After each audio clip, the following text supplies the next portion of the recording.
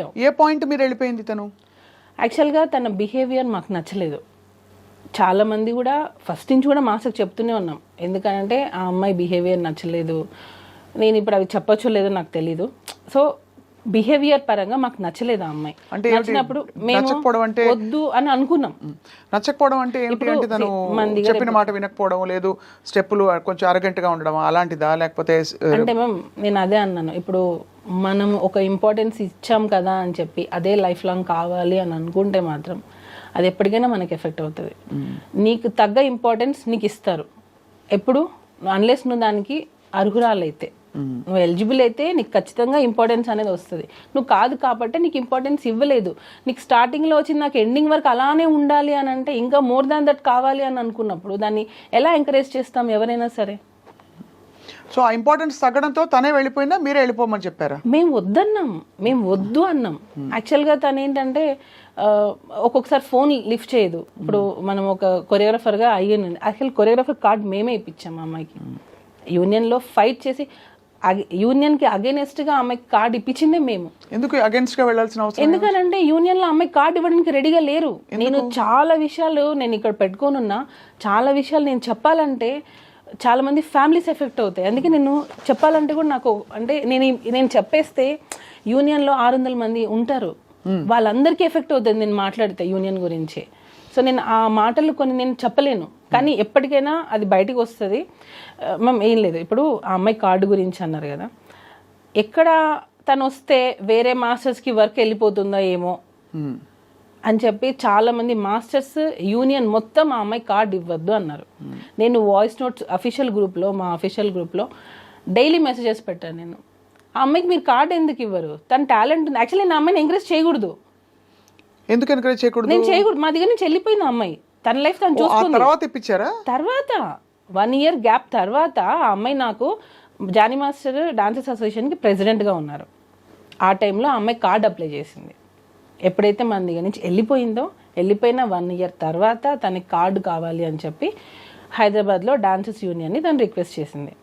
Johnny master ఏమో ఇవ్వమని, ఎందుకంటే యాజ్ ఎ ప్రెసిడెంట్గా నా ధర్మాన్ని నేను పెడతాను, నాకు ఎన్నైనా ఉండనివ్వండి ప్రాబ్లమ్స్, కానీ నేను ఆ పోస్ట్కి న్యాయం చేయాలి అని చెప్పి మాస్టర్ ఇవ్వమని చెప్పారు. నేను మాస్టర్ ఇవ్వమని, యూనియన్ మొత్తం ఆమె కార్డు ఇవ్వద్దు అని. ఎందుకు అని అంటే ఆ అమ్మాయి వస్తే మిగతా మాస్టర్స్ ఎక్కడ వర్క్ తగ్గిపోతుందో ఏమో వాళ్ళ భయం. అంటే అంత టాలెంట్తో తను దూసుకొచ్చేస్తుందని నమ్మారు వాళ్ళు అనుకున్నారు. ఇప్పుడు ఇంకొక యాంకర్ వస్తుందంటే ఇక్కడ ఇంకొక యాంకర్ భయపడతారు కదా మ్యామ్, ఎక్కడ తను వచ్చేస్తుందో ఏమో, ఒక ఇన్సెక్యూరిటీ ఉంటుంది కదా, దానివల్ల వీళ్ళందరూ అమ్మాయి కార్డు ఇవ్వద్దు. మేమేంటి, ఎవరి టాలెంట్ వాళ్ళది. ఎంతో మంది సంవత్సరాల తరపున ఉన్నారు, సంవత్సరాల నుంచి ఎంతమంది ఉన్నారు, కానీ వాళ్ళు లైట్లోకి రాలేదు. కానీ కొంతమంది ఫాస్ట్గా వచ్చేస్తారు. సో అలాంటి వాళ్ళని ఎంకరేజ్ చేయండి అని చెప్పి మాస్టర్ చాలా మందికి 6 members కొరియోగ్రఫీ కార్డు ఇవ్వండి అని చెప్పి మాస్టర్ చాలా రిక్వెస్ట్ చేశారు, ఇవ్వలేదు. ఈ అమ్మాయిది కూడా ఫిలిం ఛాంబర్కి వెళ్ళి కంప్లైంట్ ఇస్తే ఆ కంప్లైంట్ని బేస్ చేసుకొని మాస్టర్ యూనియన్కి అగెనెస్ట్గా అమ్మాయి కార్డు ఇప్పించారు. ఇచ్చింది మేము ఫైట్ చేసి అమ్మాయి కార్డు ఇప్పించాం. కార్డు వచ్చినంత వరకు కామ్గా ఉంది. కార్డు వచ్చిన తర్వాత ఎలిగేషన్తో మాస్టర్ని పెట్టి, ఇది అన్ఫేర్ మేము టోటల్గా. మన అన్నం పెట్టిన చేతిని మనమే నరికేసుకున్నాం.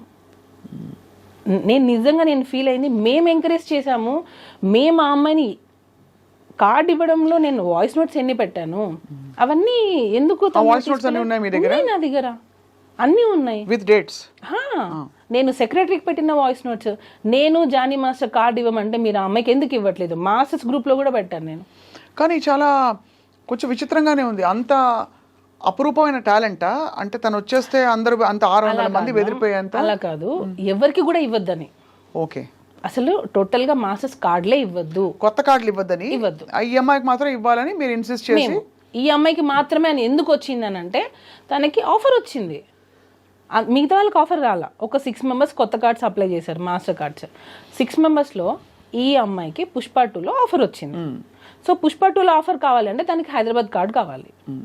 సో కార్డు కావాలి, ఆఫర్ ఉన్నప్పుడే. ఇప్పుడు అవకాశం వచ్చినప్పుడే మనకి ఆకలేసినప్పుడు మనం అన్నం తినాలి, కడుపు నిండిన తర్వాత మనం అన్నం తింటామా?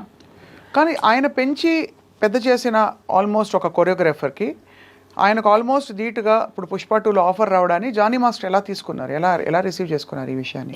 అసలు ఎందుకు తీసుకోవాలి మేము, ఎలా ఎందుకు తీసుకోవాలి? ఇప్పుడు మీరు కొరియోగ్రాఫర్, మీకు వస్తాయి. అసలు దాని గురించి మాకు అవసరం లేదు. ఎవరి టాలెంట్ వాళ్ళకి నచ్చి ఉంటుంది, ఇచ్చి ఉంటారు. దానిలో కూడా కొరియోగ్రాఫర్ గా ఇచ్చారు.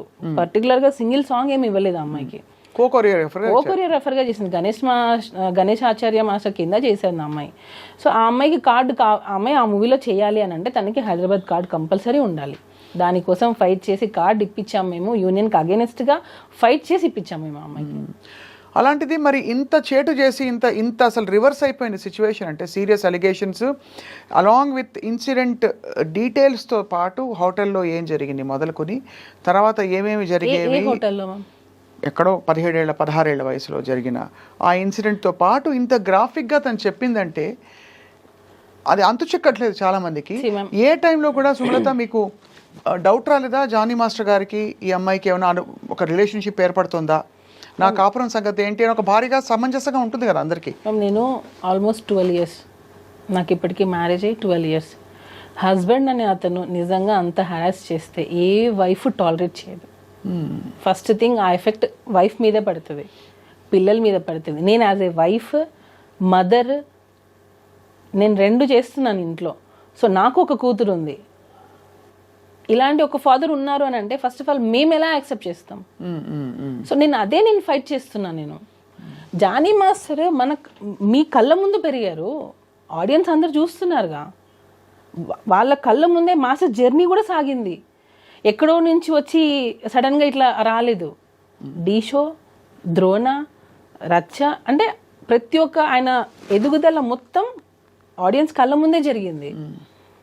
ఎప్పుడు రాని ఎలిగేషన్ ఒక పార్టీలో జాయిన్ అయిన తర్వాత, ఒక నేషనల్ అవార్డు వచ్చిన తర్వాత, ఒక యూనియన్కి ప్రెసిడెంట్ అయిన తర్వాతనే ఎందుకు వచ్చాయి? ఇంతకంటే ఆరితేరిన పార్టీలు, రాజకీయ నాయకులు, శక్తులు ఉంటారు కదా సుమలత. ఇప్పుడు ఇది పొలిటికల్గా ఎవరో ఏదో అన్నారు అనడానికి కూడా మనకి ఇంకా పెద్దవాళ్ళు, మోర్ ఇన్ఫ్లుయెన్షియల్ పీపుల్ ఉన్నారు. ఒక జానీ మాస్టర్ని పట్టుకుని మీరు అన్నట్టుగా నిజంగానే ఆయన ఒక టాలెంటెడ్ కొరియోగ్రాఫర్, ఒక వర్గం అంతా కూడా ఏకమై ఆ ఎలిగేషన్స్ ఒప్పుకుంటూ film chamber, federation, anchor Jhansi గారు, భరద్వాజ గారు, పెద్ద వాళ్ళందరూ వచ్చి మాట్లాడిన సందర్భాలు. ఎందుకు ఇంత జరిగిందంటే మీకు దానికి సమాధానం దొరికిందా? బ్యాక్గ్రౌండ్ ఉండాలి ఫస్ట్. కష్టం ఒకటే కాదు, బ్యాక్గ్రౌండ్ ఉండాలి. కానీ ఎవరు కత్తి కడతారు, ఎందుకు కత్తి కడతారు? యాంకర్ ఝాన్సీ గారు, భరద్వాజ్ గారు అని అన్నారు. మన ఫిలిం ఇండస్ట్రీలో ఎన్ని ఇష్యూస్ లేవు మ్యామ్, ఎన్ని కంప్లైంట్స్ లేవు. ఏ రోజైనా ప్రెస్ మీట్ పెట్టారా? ఏ రోజైనా ప్రెస్ మీట్ పెట్టి ఇలా జరిగిందని చెప్పారా?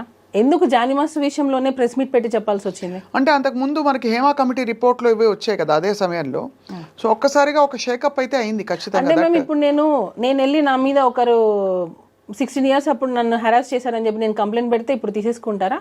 లేదా నన్ను హెరాస్ చేశారు వర్క్ ప్లేస్లో అని చెప్పి ఒక డైరెక్టర్, ఒక ప్రొడ్యూసర్ చేశారని చెప్పి నేను ఫిల్మ్ ఛాంబర్లో కంప్లైంట్ ఇస్తాను, బ్లైండ్గా తీసేసుకుంటారా? అదే నేను మిమ్మల్ని మళ్ళీ అడుగుతున్నా, సేమ్ క్వశ్చన్ మీరు అడిగిన ప్రశ్నే మిమ్మల్ని తిరిగి అడుగుతున్నాను.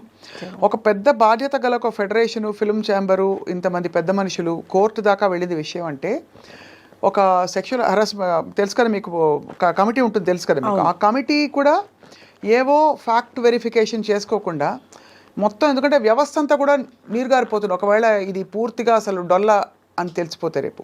అలాంటిది ఇంతమంది పెద్ద మనుషులు కలిసి స్వీకరించారంటే what could have been a compelling evidence or something that Srashti Verma said which has caused or raised an alarm? ఇవాళ ఏంటి పరిస్థితులు స్త్రీలకి అని చెప్పి నేను ఇటుగా అడగలేదు, మిమ్మల్ని క్వశ్చన్ అడుగుతున్నా, లాజికల్గా మీకు ఏమనిపిస్తుంది అంతే.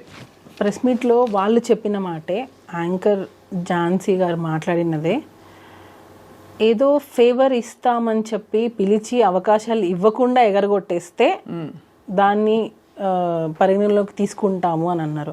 అంటే నీకు పని కావడం కోసం మీ ఒళ్ళు అమ్మేసుకుంటారా? ఇప్పుడు ఏం చెప్తున్నారు వాళ్ళు అంటే, నీకు ఛాన్సెస్ కావాలి అని అంటే రైట్, నువ్వు వచ్చి ఉండొచ్చు, నువ్వు కేసు పెట్టచ్చు అని చెప్తున్నారా? అంటే నాకు అర్థం కాలేదు అది. నేను అడగాలని వాళ్ళకి కాల్ చేశా, వాళ్ళు అసలు కాల్ పిక్ చేయట్లేదు.